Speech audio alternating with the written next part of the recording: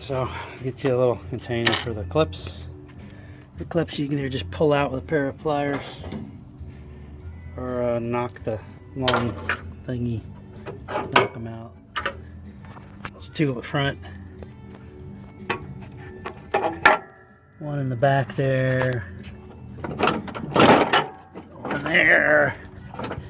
Ow, something's getting me.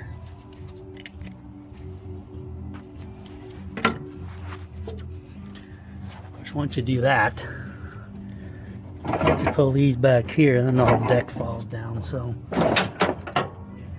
before I pull that one, I want to get the belt off. The belt has to come off of here. Oh, look at that, it is turning. What do you know? Alright, well, I can't do this at the same time. I'm going to stick a screwdriver up there and just kind of pry it off. Right back. Well, that was sort of embarrassing.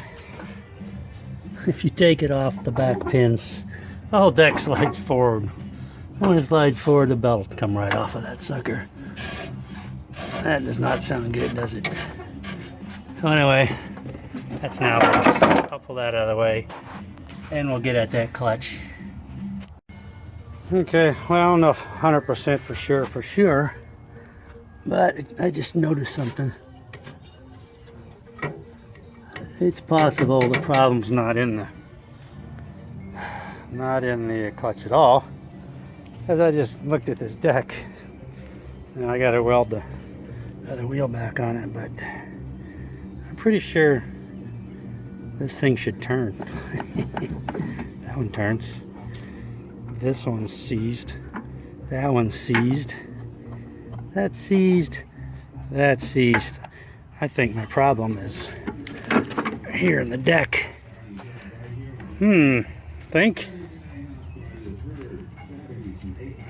I believe I found the issue. Okay, well that's good news. Can't start that sucker up over there because I need a fuel pump, but that means I can start beating on this thing and get it all freed up and lubed and everything once the deck is free. I'm pretty sure it's going to run. So the problem was that the clutch was not turning this, so the belt's spinning on the clutch because it can't spin this thing enough. And basically, once again, I'm kind of an idiot for just assuming the thing, and since it's been sitting around, I didn't realize how many years it's been sitting around. Obviously, it's been quite a while. It's going to take some doing to get this deck freed up. But clutch, I think, is about $100 for aftermarket. Several more $100 for an original equipment manufacturer. But I'm going to take this apart and see what I can do to lube it up and get it going. Alright, this would be better if I had a tripod. Just set it up, and I forgot. So I got it off. I pulled the belts off. The dry belt's trash, the other one's pretty good shape. What I discovered was the outboard one's turned fine. The inboard one's seized. So that's the one I got to work on. I'm cleaning all the crap out of it first. I'm going to hose this whole thing down with WD-40. However, I got to weld this side up, so I'm going to try to leave that side alone while I get the welder and see if it works. Alright, I'll be back when I clean this thing up, and we're going to beat on that center one.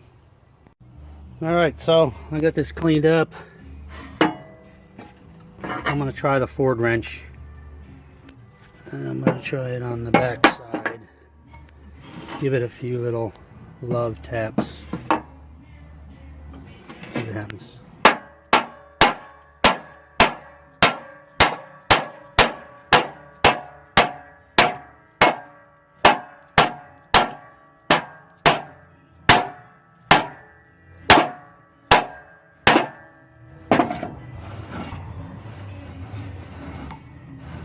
Doesn't sound spectacular, but I'm going to get some lube up in there, and I'm going to use the caveman method and just those are nice and free. If I can free them up. That one's not so great. That one's good. I don't know what kind of bearings these things have in them, but if I can get this thing running, get them turning, even if they're screaming if they fail after that, at least I'll know the whole thing works. So that's what we're going to do, and I'll come back after I've done it and we'll see what happens. Okay, well, I'm much more comfortable with the torch in my hand. This is my first foray trying to use my wire feed welder. It's really ugly, really ugly. I'm not used to these. I'm used to making nice little S patterns and little scallops, and it doesn't work on these. You just gotta run straight through them. Anyway, sorry about the noise. Appears that it's on there good enough, so that's it. I gotta mow the grass, so I'm gonna go ahead and throw this thing back onto the mower and see if I can get this whole thing to work. And jeez, what a mess. I have to come back in with a torch probably and fix it, or I get my 220 welder going. Either way, we'll see what happens. Okay, this is not very pretty. I just hit it with a wire brush manually, and I'm just gonna hit it with some primer. Primer. It's gonna be ugly. Primer's ugly even. But I'm not here to make it really pretty. Just want to get some paint on it just to help a little bit. And since this is high performance enamel or Stolium, don't have to wait to paint it. So while I'm sharpening the blades on this stuff will dry enough to hopefully it won't be too sticky when I start hitting the grass here. It works.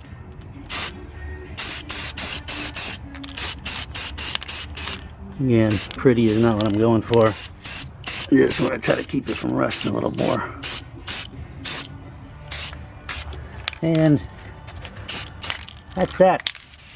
Make sure you turn it upside down, clear the nozzle. Alright, let me get to the blades now. Okay, so it's been a while since I welded. I admit that. And this is kind of embarrassing. I flipped this thing over and realized, oh yeah, what about the inside? The only place I got any decent penetration was up here. I think I'm at the limits of my welder, this little thing. I don't think it's going to take to this thick material, these brackets, but I'm going to give it a shot and try to zip up the cracks in the deck at least before I go after the blades. I get the blades off. I had to take the big boy, put the 900 foot-pound half-inch drive, torque wrench, impact wrench to get that off of there. Impact driver, whatever. Alright, so let me see if I can fix that. Well, I didn't get none prettier, but I did. And I should go in there and clean all that up, but like I said, I got things I got to do. Got to mow the grass. So next thing I'm going to do is going to take this little air sander here. No 25. And we're gonna. Where are we? Here we are.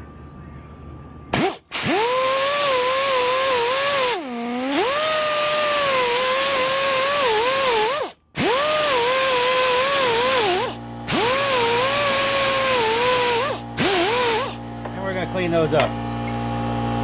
Air file. Alright, that's what we're going to do. All three blades, even though we got one cracked one. And we're keep on. Okay, blades sharpened, back on the deck. My signature move, I hose everything down, WD-40. Of course I burned the paint off of the other side of that. I won't worry about that for now. Get this thing flipped over, get the nasty old belts back on it, and see if we can get that thing going.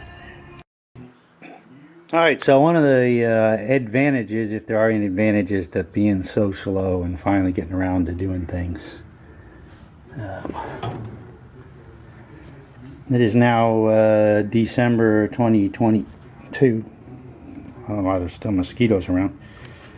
Anyway, this was all done, I believe, in spring of 2020. This is a little follow-up here because I'm trying to get some of these videos actually posted.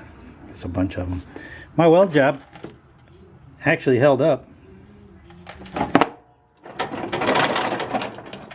I have not had any problems with the blade, whatever you call them things. They return freely. Keep them lubed every now and then. The belt, I put new belts on it, I put new blades on it, because I think somewhere, I don't know if I didn't see it in the in this particular video series, one of the blades was cracked. Put new blades on, new belts. I'm now in 2 years, 2.5 years. The blade belt is now shot. I have got this thing stuck in tall grass, and you can hear it squealing, and it's basically just eating the belt when it's doing that. So the drive clutch has worked just fine. It comes and goes and moves, and everything along there is fine. I have not got around to fixing the problem with the ignition switch and the solenoid. I have recently ordered me some new belts. One drive belt, one blade belt. At eBay I got a set of low lift blades because all I do is mulch with this thing. So as far as the deck goes, everything is just working delightfully, and we're just going to keep going. When I have a problem, one of these belts is going to break any day now. I'm just going to wait till it does. Mowed the grass lots and lots of times, so this thing is just kicking butt. This is one of the most valuable resurrections I have ever done.